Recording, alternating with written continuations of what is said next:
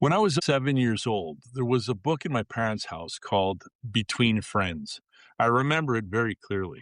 It wasn't a book I discovered later in life while researching politics or trade. It was just there in the house because my parents had it.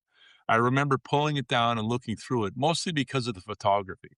There were pictures of border towns, waterways, farms, cities, bridges, and people living along that enormous line between Canada and the United States. At that age, I didn't understand trade policy. I didn't understand diplomacy. And I didn't understand the history of the relationship in any serious way. What I did understand was the feeling of it. Two countries, side by side, separate but connected, different but familiar. And that book stayed with me. I hadn't thought about it in the years, but when I heard people talking about America's 250th birthday, it came back immediately.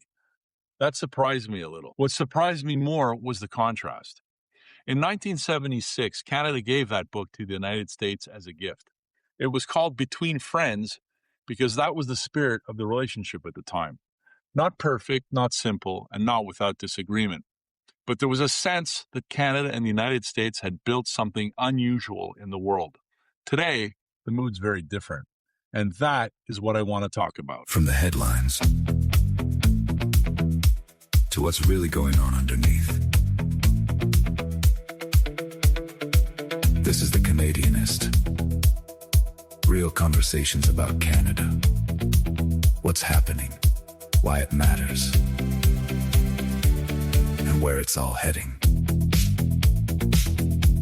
Here's Chris. Hello, friends, fellow Canadians. I'm Christopher M. Michaud. Welcome to the podcast. This is the Canadianist. So the United States is approaching its 250th birthday, and the timing is interesting because the relationship between Canada and the United States feels more unsettled than it has in a very long time. That doesn't mean the relationship is broken, and it certainly doesn't mean that the two countries are suddenly enemies. It also doesn't mean that all of the history, trade, geography, family connections, military cooperation, cultural overlap, and economic integration disappeared because of one political period or one round of tariffs. But the tone has changed. There's more suspicion now, more frustration. There's more talk about sovereignty, dependence, tariffs, border security, supply chains, and whether Canada has relied too heavily on the United States for too long. That conversation didn't come from nowhere. Over the past several years, Canadians have watched a series of events that forced the relationship back into the spotlight. We've seen tariff disputes. We've seen discussions about bringing production home.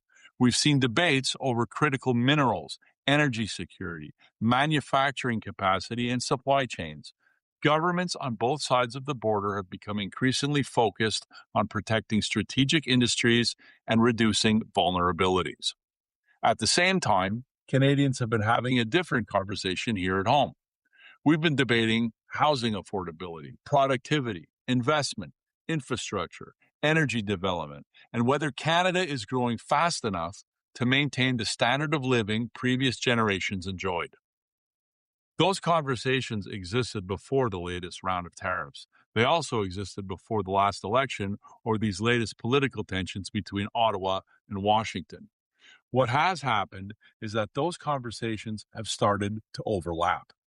When Canadians hear discussions about tariffs, many don't hear a debate about trade policy.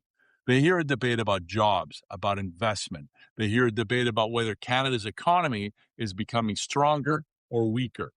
That's one reason the issue always attracts so much attention whenever it appears in the headlines. The United States is still Canada's largest trading partner, by far. That's no small detail. It shapes our economy, our politics, our industries, and in many ways, our national confidence.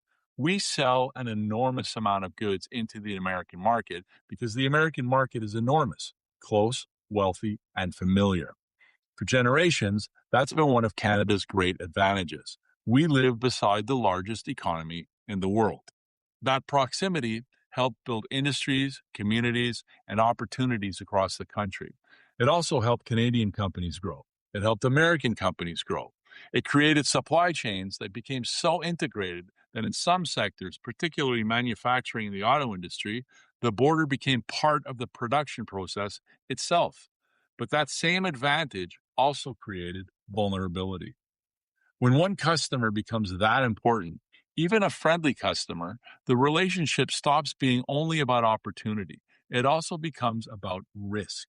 And that's the part of the conversation people are reacting to right now. When Americans talk about tariffs, Canadians feel it. When Americans talk about bringing production home, we listen. When American politics become more unpredictable, Canadian businesses start asking what that means for the next 4, 5, 10, 20 years. And what's interesting is that the public discussion often swings between the extremes. On one day, you'll hear someone argue that Canada needs to dramatically reduce its dependence on the United States. And then the next day, you hear someone argue that Canada has no realistic alternative because geography, history, and economics make the relationship unavoidable. Most Canadians probably live somewhere in between those positions. They understand how important the American relationship is. They also understand the discomfort that comes from relying too heavily on any single customer, no matter how friendly that customer may be. That's why the issue keeps resurfacing. The concern isn't really about whether Canada and the United States should continue doing business together. No one serious is proposing that. The concern is about concentration. It's about what happens when so much of your economic future is tied to decisions being made somewhere else and how much flexibility Canada has if the world changes. It's also about how prepared we are for a future that may not look exactly like the past. So when people talk about reducing dependence on the United States, I understand why that conversation is happening. But we need to be careful with the way we're framing it, because reducing dependence on America does not have to mean reducing trade with America. Those are not the same thing. And if we confuse them, we end up having the wrong argument.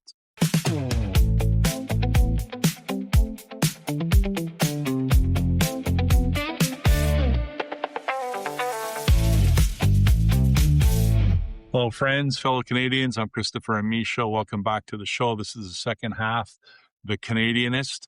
First half, we were talking about the U.S.-Canada relationship and the upcoming 250th birthday, as well as that book on the shelf at my parents' place, Between Friends. So to get right back into it, I think we're asking the wrong question. The conversation keeps getting framed as whether Canada should become more dependent on the United States or less dependent on the United States. And that's understandable because the relationship is so important. The United States is our largest customer, our closest neighbor, and the dominant economic force on this continent. That's not the real choice facing Canada, however. Let's use simple numbers. Imagine Canada sells 100 widgets to America and 25 widgets to the rest of the world. Some people seem to think diversification means reducing that 100 to 75 and finding another customer for the other 25. And that's not what it is. Canada's productivity has been under scrutiny for years. We need to be aiming higher, not lower. Instead of reducing it to 100, what if we increased it to 125? And at the same time, what if we expanded our sales into Europe, Asia, Latin America, and other markets? Now, our relationship with the United States hasn't become smaller, it's become larger. At the same time, our relationship with the rest of the world has grown as well. The percentage of our trade tied to the United States begins to decline, but not because we're doing less business with America, but because we're doing more business everywhere else. And that's a very different idea. The question isn't how Canada sells less to America. The question is how Canada produces more. Once you look at it that way, another question immediately appears. Where is that growth supposed to come from? It's easy to say we should diversify. Most Canadians would probably agree with that principle. The difficult part is deciding what diversification actually means in practice. Europe is often mentioned. India is often mentioned. Various emerging markets are often mentioned. Eventually, though, you run into a reality that many people would rather avoid discussing. China is the second largest economy in the world. 50 years ago, when that book, Between Friends, was published, the world looked very different. The Soviet Union was a geopolitical rival, but nobody was seriously talking about it as a major destination for Canadian exports or a cornerstone of our economic future. Today, China occupies a very different place in the global economy. That doesn't mean Canada should become dependent on China. In fact, replacing one dependency with another would solve nothing. What it does mean is that any serious discussion about Canada's future has to acknowledge that China exists. It's too large, too important, and too integrated into the global economy to simply pretend otherwise. This is where the conversation often gets stuck. People start arguing about whether China is good or bad, whether America is good or bad, or whether Europe is the answer, or whether India is the answer. And I don't think any of those questions get to the heart of the real matter. The real question is whether Canada is prepared to grow. Because if Canada wants to sell more to America or more to Europe or Asia or any other part of the world, we have to become more productive than we are at this moment. And that is the real challenge. We're one of the most resource-rich countries on earth. We have advantages that many nations would gladly trade places with. We have access to markets. We have political stability. We have an educated workforce, energy, minerals, agriculture, technology, and opportunities that remain largely untapped. The challenge isn't finding potential. The challenge is deciding what we're going to do with it. And that's why I don't think this moment is really about tariffs. I don't think it's really about trade deficits. I don't even think it's primarily about the relationship between Canada and the U.S. I think it's about Canada's next chapter. For most of our history, we've benefited enormously from living beside the largest economy in the world. The next stage may be learning how to maintain that relationship while becoming a bigger player ourselves, not by pulling away from America or by replacing it, by growing. And when I think back to that book sitting on the shelf at my parents' house, I don't remember a story about dependence. I remember a story about confidence. Two countries that understood who they were. Two countries that traded together, worked together, and respected one another without feeling threatened by the relationship. That's the part of the story that stands out to me today. So maybe the goal isn't to recreate the relationship Canada and the United States had 50 years ago. Maybe the goal is to bring that same confidence into a very different world.